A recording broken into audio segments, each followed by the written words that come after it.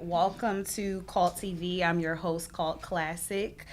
This is a special Mother's Day panel focused on amplifying the voices of real and authentic mothers in their journeys in motherhood. This episode is produced and recorded by 202 Creates, and it's one part of the series. The second part of the series will be facilitated by You Had Me at Black. Please follow them to see the second part of this segment. And today I'm with a dynamic group of women, entrepreneurs, mothers, and moms to be. Ladies, please let the viewers know who you are. Sure. My name's Reba. I go by Reba the Diva. I teach sexual education workshops and I sell sex toys for a living as of last year. I also do like communications marketing stuff on the side as my little side hustle. I have 3 children that live in my home and a blended family total of 5. 1 biological with my husband and 4 stepchildren, 18, 17, 16, 9, and 3. And so, yeah, my 3-year-old, my 9-year-old, and my 18-year-old live with us full time. I am Janelle of The Working Beauty. I am a style and image consultant that exclusively only uses thrift and vintage clothing because I believe in sustainability. And I believe that everything we have has already been created, so we don't need to create anything else. I make women beautiful. That's what I do all day. I am on my way to motherhood because I am pregnant.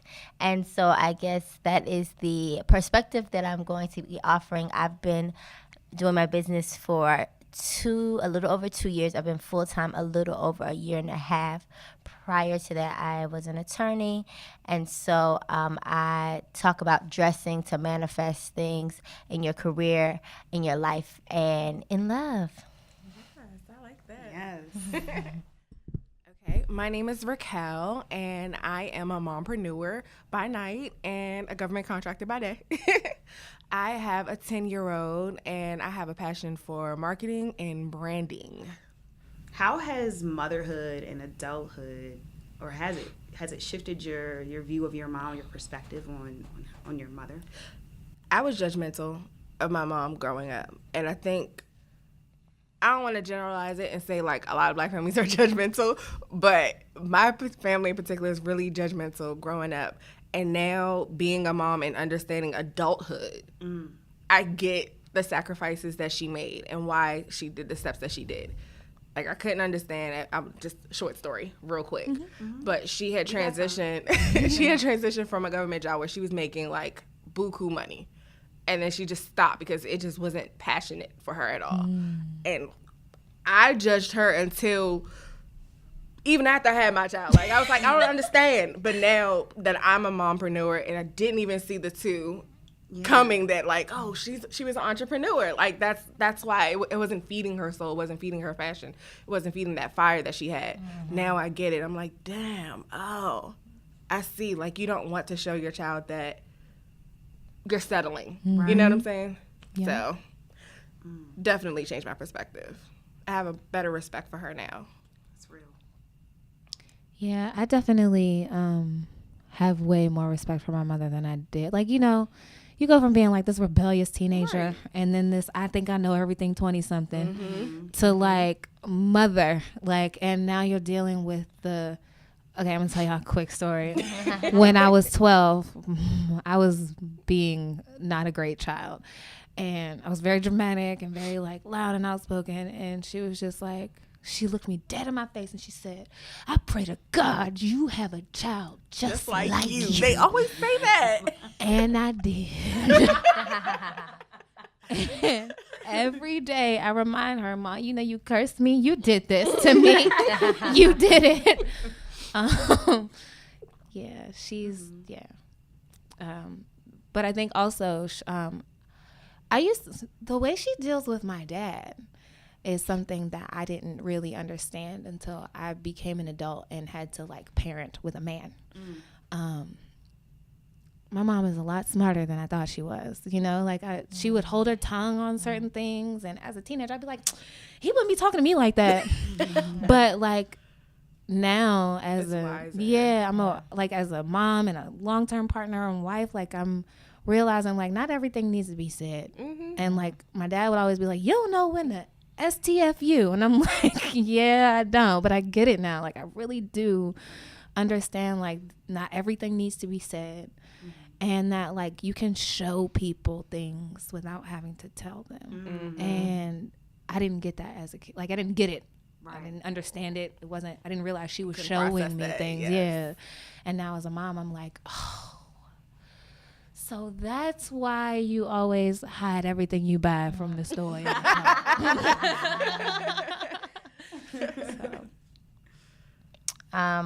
So I think adulthood definitely shifts your view of your parent. Like I think that that's just coming into your own. I look forward to what this child will do to my mother and I's relationship, because our relationship is not bad. It's definitely not bad. But I do think that the child, like everybody knows, like there's a It's like a happiness about yeah, it. Like it makes things it kind of grows, and so better. my mother, and I can think about my relationship with my grandmother. My mother is uber critical, but like you said, black parents. Okay, so I know. I was cool. like, I don't want to offend nobody's family. Listen, but like, and that's one of the biggest things. Like, I'm like, you are so critical. You are so critical. And I understand her mother was critical of her, but my grandmother, when dealing with me, wasn't like that.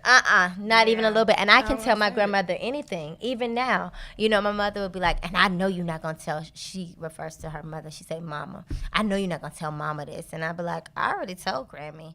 I was like, I already told her that. And she was like, what? So it took me years to know as a child that actually, while my grandmother was acting like everything was okay with me, whatever I was saying, she was actually going back to my mother and being very critical. So then it started to be like, oh, I shouldn't tell my grandmother this or this or that. I still confide in my grandmother, but I know that to be careful because it can have repercussions for my mother, which then puts more pressure on her in parenting, especially when she was a single mother, right? So those kind of things that I did not know younger, I'm thinking I'm telling on my mother. Well, you really were. You or- were telling on Or her. like not even. I think I wasn't. I'm thinking I'm venting, and I'm actually telling on her, and it's actually causing more stress and pressure for her, right? So I think that those dynamics you become aware of as an adult, and I'm just interested to see what this child will do with me and my mother's relationship, because. I've still been like the independent child, and this is the first. So, this is the first child and grandchild and great grandchild because I'm the oldest, and so there has not been a baby in over a decade on either side of my family. So everybody's like, Oh, so much you love. about to foundation. that's the same. That's my boyfriend said. He's like, we're gonna have to set some rules because it's just gonna be like spoil city. But I think that so this is going to be kind of a different journey that's going to cause a different relationship, and it will be special because this is my mother's first grandchild, and so I look forward to what that even does with our relationship, because right now I don't talk to my mother as often as I see other people talk to their mother. Same way, girl. And so I'm like, I think it'll be an increase in communication, right? Because you'll want to know what's going on. And children grow so fast. So it's like 2 weeks is a long time in the life of an infant and a toddler and stuff. So it's like, I think she will want more. To be around more. Yeah, and it's going to be more updates and stuff. And so... And it's not that I'm usually the one be like, Mom, I'm good. Like, we don't have to talk every day. We don't have to talk. So, and I think that even when I became pregnant, of course I wanted to tell my mother, especially because I was sick, and I wanted to be like, what advice do you have for me? I'm sick. What can you tell me? So I imagine that the dynamics between us will change, and I'm just interested to see what they will be. As a grandparents, my parents are such headaches. Like, they give my child ice cream before dinner, and they I mean, let that's her. what grandparents are for, right? No, that's what they say. And no, because then I think about my grandparents, and that's No. why I love them. I was like, yes, Of freedom. and when I start working on my daughter's nerves, she's like, I want to go see grandma and grandpa. And I'm like, Yep. That's their first go-to. of course. Yeah. Do you guys think that the shift that grandparents make and the shift that our mothers make once we have children, do you think that comes from them having like the same, I guess, epiphany that we had in the earlier part of this conversation about like, wow, like I have focused on equipping you for survival and I didn't get to do all of these other things as much as I wanted to. So now with the grandchild, it's like a second chance. Yeah, I think they be living, Vicariously. right through us. Yeah, I think that's what it is. Yeah, choosing to parent. Well, you can't be a parent again, but like do things differently. different. No, it's a do-over. Yes. Because I definitely think my grandmother, like I know she is so much more patient with her grandchildren than she ever was with her children. Like I know, I've heard stories, I can see, and when I see her talk to them as her children, I'm always like, that's not how she, like, she Right, doesn't do us like that. And so, yeah, I think it's definitely different. Are there lessons that your mom and your grandma, whatever you want to speak to, are there lessons that they taught you that you are like, I want to make sure that I extend those into my child or instill those into my child? Nothing in life is free, is what my mama always told me. And I a good one. always come back to it because, like, even that free $5 that Uber gives you, like, it's $5 on a $10 ride. Like, it's nothing in life. Nothing anybody completely gives free. you. Nothing is free. And I think that was the hardest, like, the most valuable lesson that I took away from my mother's parenting style. And it wasn't like, don't trust anybody, or it was just like, don't think that you're going to get something for nothing in return. That you're privy to something. Yeah. Like, Yeah. it just don't come like that. Yeah. On that end, like, also, if somebody is giving you something for free, like, really Be think humble, about, appreciative. and also think about why. Like, what a value are they getting from you for getting something for free? Like, there's always, nothing Right. is free. It's a give and Even if take. it's a transfer of energy. Yeah, whether it's a transfer of energy or power or emotion or whatever money, okay? Nothing is without some kind of cost. Yeah, so I was looking forward to this question because my mother she's like, you think I did everything wrong? I'm like, no, I think you did a hell of a job, considering there's 3 of us and where we all are. And I was like, you did an awesome job, especially by yourself on the little bit of money that you made. I remember when I realized that we were poor. Like, I remember applying to college and seeing that my mom her base salary was $33,000 and there was 3 of us. And I was like, wait a minute. I said, that's less than $10,000 a person. How are we surviving? And she was like, me and Jesus, right? So one, that's the thing I want. My mother was really big on, she taught me as a little girl, I can remember her sitting me down and say, nobody is perfect and people are going to disappoint you every day of your life. And I am going to disappoint you as a mother. The only person that's not going to disappoint you is God. So my mother told, and I mean, I was so young, I had no idea what she was talking about, but I can remember being 3 and her saying, Understanding that. and You can remember it. remembering it, not understanding, but remembering it and being like, okay, so when people did stuff to me, I didn't take it like other people around me. I was kind of like, y'all real sensitive. Like, people, that's what people do. They mess up. And I'm still that way. And so that is one thing I'm going to want my child to be like, listen, you can trust God, but other people are flawed. And so they make mistakes even when they don't intend to. I'm going to make mistakes to you. The other thing is that I feel like my mother taught me self-love.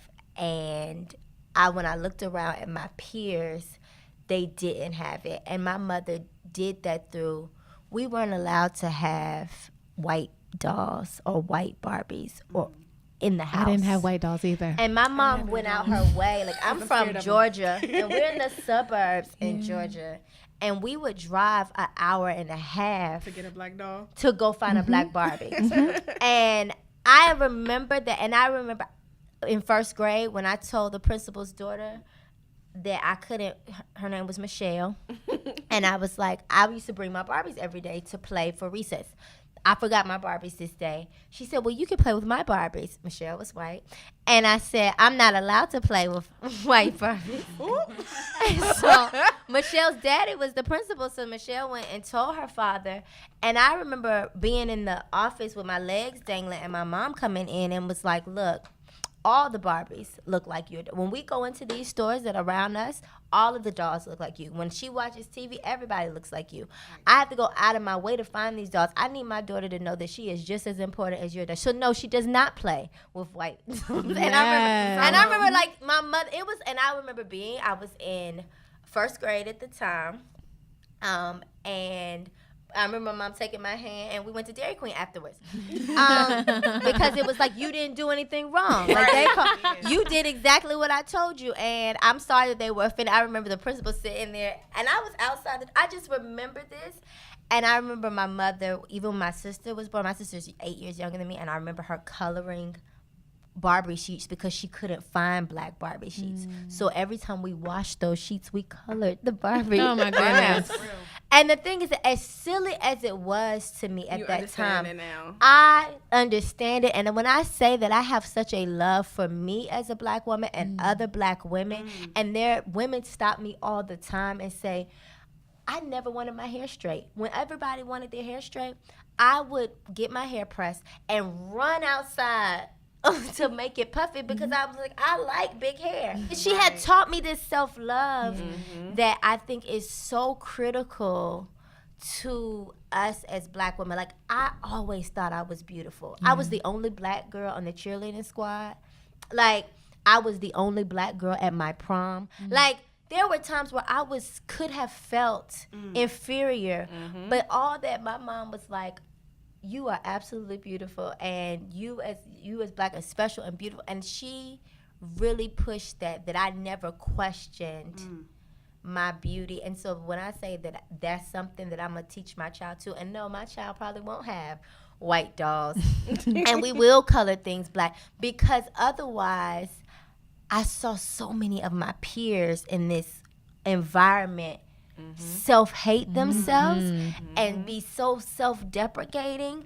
And I even see women now, and I read this about women challenged about their hair or their nose or their lips, and I was like, I ain't never had that problem. And I think really my mother, it wasn't allowed. It was like, girl, you like Fine, just the way you are. you like black is beautiful. But I remember my mom was like, you know, when the white girls challenge you, and I'm like, they're not going to challenge you. She's like, they're going to challenge you. And when they challenge you, I want you to know that you are absolutely beautiful, blah, blah, blah, whatever. And she coached me. So when it happened, I remember being like, my mom said you were going to say something like that. I remember that moment when a girl was like, and you think because you're black, or it was something that was said to me in middle school. And I was like, my mom said you was gonna say that, girl. You got issues, like, but it did not even faze me because my mother had done so much preparing you. Yeah, so I just appreciate her and the honesty she shared with me, even when I didn't understand where it was coming from. It was like when things happened, I was well prepared. Nothing caught me off guard, and I can remember other friends crying and stuff, catching them off guard. And how painful that was, and then seeing how that affected them in their adulthood. And yeah, I didn't have that. I was like, dang, that's messed up. You didn't know they was gonna say that to you or act like that, or, you know, because my mom was like, oh, they might act like you okay until this happens. I remember, like, just she saying, once the white boys like you, it's gonna be difficult. I mean, just those conversations that made me be like, I feel very loved and accepted, and yes. So, yeah. Yeah, I think preparedness has a lot to do with that. Just like talking to your kids and letting them really know what's And up. even sexual preparedness. All the way around. Just talk to your kids in general. Yeah. Just have a conversation. They're so intuitive that everybody thinks it's because it's a child. They don't know anything. Them children are smarter than you. Yeah, they are. Yeah. Because they're paying attention to the little stuff that you're not even thinking about. Yeah. Yeah. That's Fresh new eyes. Even talking about sex and being like, it's okay. I know. I just And had also- a sex talk this weekend. Did you just have the I sex did. talk? Actually, yesterday, last night, to be very specific Oh, about wow. See, that's Interesting. Wait, okay. I know your son just had a Minecraft birthday. Yep. So what were y'all talking about? it.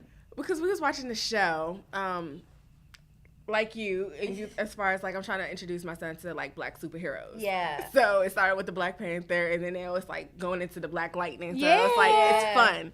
And the show has a lot of different scenarios, you know, a lot of interesting characters. And the girl, so we're watching it, and the girl was like, "Yeah, Mom and Dad, I think I'm ready to have sex." Oh, she does announce that. I I do remember that. Yeah. I said I would be so proud if that was my child. Right, too. I was happy too. Me too. And he was like, "Oh." I had told her, so when you turn 10, we're going to have this conversation. And he was like, all right. Because he would, like, run away from it. No, I don't want to talk about it. I want to talk about it. I would run away. No, I don't want to talk about it. I want to talk about it. So then he was like, oh, God, here she's about to go. And he was like, I got to go to the bathroom. I was like, nope. Snatch you right back. This is the perfect opportunity. I was like, yeah, so what is sex? He was like, I don't know. I was like, yes, you do because you're laughing. I know you know something. What did you and your little friends talk about? Nothing. They don't know nothing. I don't know nothing. We don't know nothing. Gosh. So, I was like, look, straight up here, this is what it is. This is when, a man puts his penis into a woman's I vagina. remember, and I said, like, dog. Yep. Right, and I did it, like, because I lived that suburb life, too, where girls would be like, oh, that's not sex if it's oral or if it's anal. I was Anal, like, that's nope, lies. that's sex, too. That's sex, too. All those things are sex. And you are not to do these things until you are responsible enough to handle the consequences that come with that, whether that's a baby or whether that's STDs. So, didn't go too much further into it, but he's yeah, 10, he but gets know a what? basic, look, synopsis right. of it. And when you're Look. ready, we'll talk more about how we can, handle those things like prevention. I'd rather them hear it from me than some distorted version that their friend has heard that their older sister, brother did or cousin, Yep. We talked about our moms instilling a lot into us, and we talked about our growth as women and as mothers and moms to be. Have you guys had your, oh my God, I'm just like my mom moments?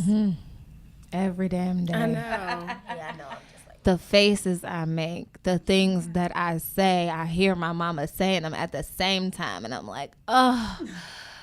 But at least I'm doing something right because I came out okay. So Well, my mom, one particular thing that she used to do when she would discipline me, and after she finished disciplining me, she'd be like, I did this because I love you. And I'm like, you just beat me because you love me? Like, how? That don't even no make no sense. Like, how? Why? I don't understand. But now I find myself doing it too.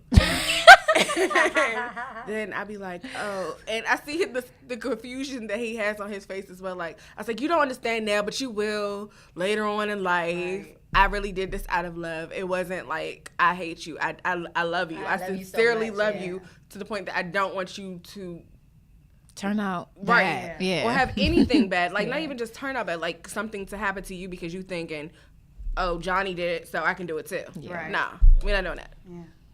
Interesting. so I know I'm my mother's child, even though she tries to act like I'm not her child. And she says that I'm foreign to her and she doesn't know where I came from and she wishes I could be normal.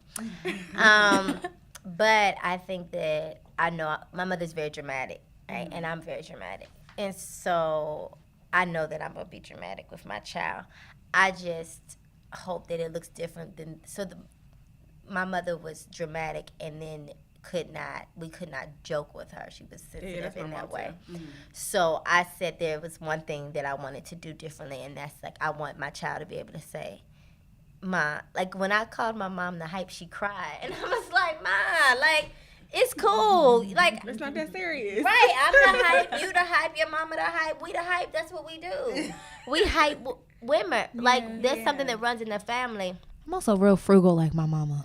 Me too. My mama was a couponer, and I never understood any of that when I was young, but I would help her cut out the coupon, sure. But now I'm the app girl. All of that, cash back. Super frugal like my mama. Bargainista, love to thrift. Definitely been to the Working Beauty a few times. Yeah. Bargainista, like, I'm so happy that my mother taught me that because I have a lot of friends who are just like, oh, it's just money, I'm gonna spend it, and I'm like, no, because you can find that same $5 item for $2.50 right over there, like, and while it's only $2.50, like, it's just the principle, right? Right, I get you. Yeah. I think I got resourcefulness from my mom. Like, she can make nothing out of something. Yeah. Like being she's like the second oldest of 19 kids. Whoa. So she knows how to make food stretch. She knows how to make money stretch. Yeah. Like she's just super resourceful. Valuable lessons. Yeah. And that's what I think too, like, because like I said, what I realized my mother, because my grandmother had said we were poor. We're not poor. But when I realized that we were, and I didn't feel poor. We didn't grow up poor. I told you, like, I lived really privileged. But by standards of, like, once I turned in all my information and they were like, oh, you don't pay for applications and you don't pay for prep, SAT prep or LSAT prep, because it was like your cost of, like, you don't make enough money, so these things are provided for you for free, right? That's when I was like, oh, we are, okay. So, but my mother was like, I never saw her sweat. Like, and so people, I was like, you don't ever sweat. And I'm like, you know what? I think it's because I never saw my mother. Like, it was always, even when we could have no gas and no water in the house. And my mom would be like, we could, and buy groceries for other people. And I'd be like, we don't have gas and water. And she would be like, God is gonna provide. Like, that's my mother. Oh my God, that's annoying to me. Yeah. So, but that trust, now I have that same. Even with the leap of faith in my business, it's so funny because she challenged me on my business and my direction. And I was like, well, I learned it from you. You know, this extreme type of faith, like, I'm good. This is what God wants for me. I'm good. And so, yeah, that same kind of resources, the same kind of just like faith where it's like, it's a strong spiritual foundation. Nothing. It's like a strong spiritual foundation. And I think that's high in the Black community as well. Like, church was our club before a club was a club. Well, ladies, this has been an amazing conversation. I know, I learned so much. I know, right? Yes, we definitely have to come to Uncorked. We definitely have to get those margaritas for everyone watching this episode. Where can they find each of you and support you? Okay. You can find me at the K & Co, or I have like 3 handles, y'all. Sorry. Miss K821 is my personal handle. The K & Co is my marketing and branding. So if you need marketing and branding for your business, come out at me. And then also Cognac Cupcakes and Conversations was an event that's similar to what we just did today. Oh, nice. So I can be found at theworkingbeauty.com. That's my website. But you see me most active on Instagram, where it's The Working Beauty. But generally, if you look up The Working Beauty on Facebook or Twitter or whatever, it'll still come up. But I am very active on Instagram, so that's where you're going to see me the most.